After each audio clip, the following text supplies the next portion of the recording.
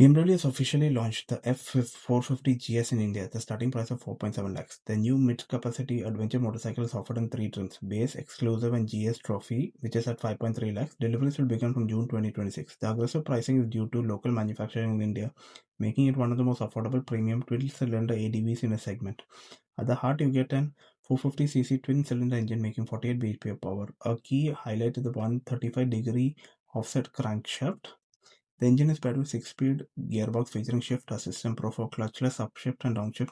BMW offers Easy Ride Clutch, a segment-first feature that enables stall-free, low-speed riding and semi-automatic-like operation in traffic conditions.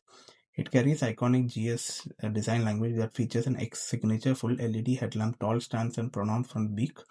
The characteristic GS flyline flows from the front to the slim rear section, giving a proper ADV silhouette. It comes with 14-liter fuel tank, a two-piece seat with 845mm height designed for both seated comfort and standing while doing off-road use. GS Trophy stands out with a racing blue metallic scheme and red and white accents. The bike is built in steel tubular frame with integrated forged part designed to balance strength and weight. Suspension duties are handled by USD front forks, rear monoshock.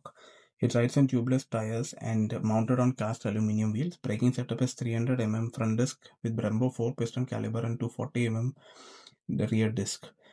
It's equipped with a comprehensive electronic suite including 4 riding modes.